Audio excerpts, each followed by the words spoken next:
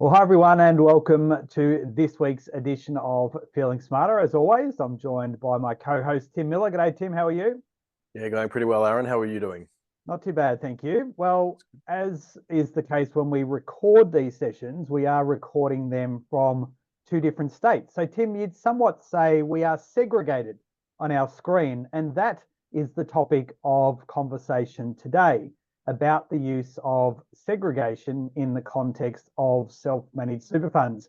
And the first question to you that's important to understand is the difference when we think about segregation as it applies in an income tax perspective versus from a superannuation law perspective. Yeah, so the concept is one obviously that has been talked about for many a year with regards to the taxation side of things, and became far more relevant from 2017. And I'll get you to jump in and talk about that in a moment, sort of with regards to some of the concepts around segregation for taxation purposes.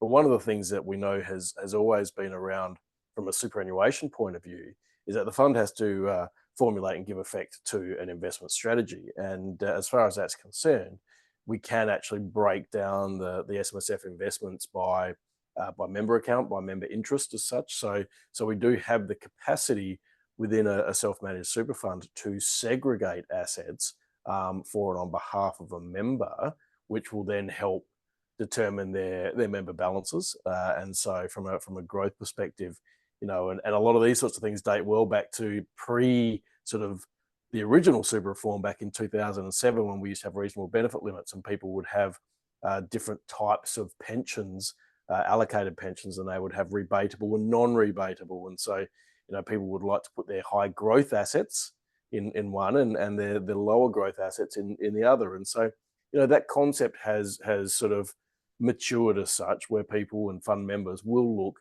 to hold separate investments within their pension interests, where those investments can at least provide some form of liquidity to ensure that the fund can pay the pension, but also some sort of growth so they can still maintain a particular level of, I guess, capital with reference to calculating their minimum pension every year. So yeah, so we have to always look at segregation, firstly in the sense of how do we segregate, or what do we want to segregate, or do we need to segregate to split the assets based on what the members' desires are.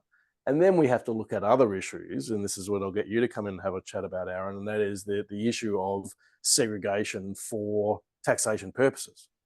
Yeah, so it's been quite fascinating as well because, again, 2017 was a fairly significant year, not only with the reforms, but as part of that process, we actually saw the ATO take a very different view as to how tax exemption would actually apply within a superannuation fund as well. So segregation, when we think about it in a tax consequence, we actually have to think about whether we have a fund that has a balance of greater than $1.6 million. So we have our disregarded small fund asset rules. And a really important point there to remember is that we are linked to 1.6 million, very poorly drafted legislation, not a general transfer balance cap. So it was that legislation on the run.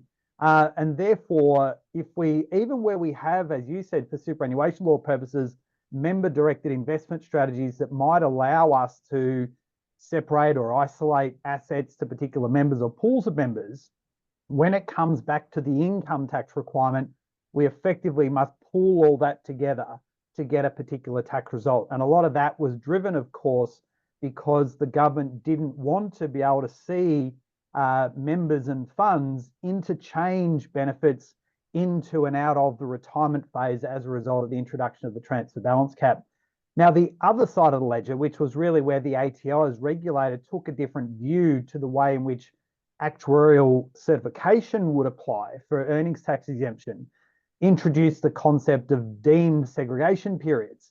So rather than looking at the weighting of when income was earned over a year, it now becomes more important to look at the timing of the receipt of income, and therefore whether the fund is entirely in pension phase and therefore income and expenses and capital gains and losses are ignored, or we're into a period where we've got both accumulation and pension, and we therefore have an actuarial certificate covering that particular area as well. So there are multiple layers to the changes that occurred from 2017 in respect to the way we need to look at segregation, and those elements you need to look at concurrently, because when you apply to the actuary, you actually need to make sure that in the first instance, you're not knocked out by actually having disregarded small fund assets in the first place.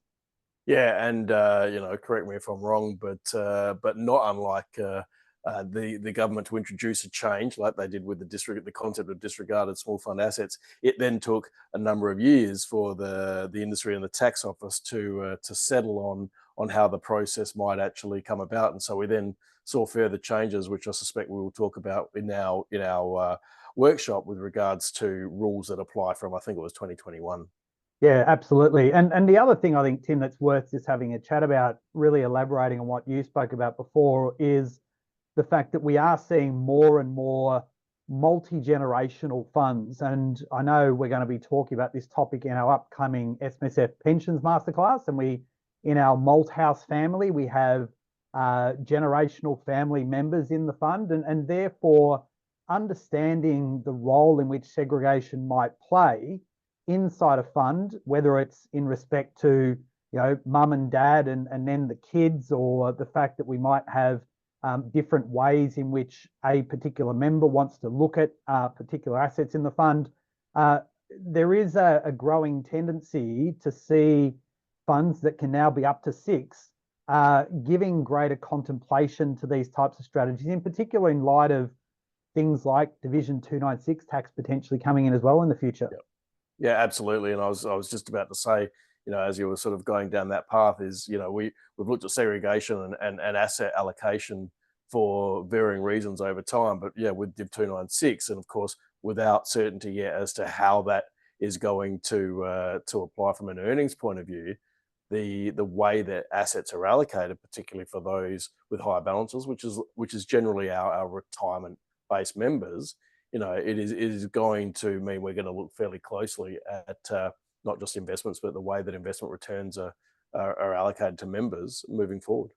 Yeah, absolutely. Well, like I said, this is just one of the many areas around pensions and retirement phase that both Tim and I are going to be talking about in our upcoming SMSF Pensions Masterclass. Be held on Tuesday, the 27th of August. We're kicking it off at 10 a.m. If you want to find out more, go to our Smarter SMSF events page, smartersmsf.com/events. You can find out more and register. Thanks once again, Tim. No worries, Aaron. Always a pleasure. Pleasure. And take care, and bye for now. Bye-bye.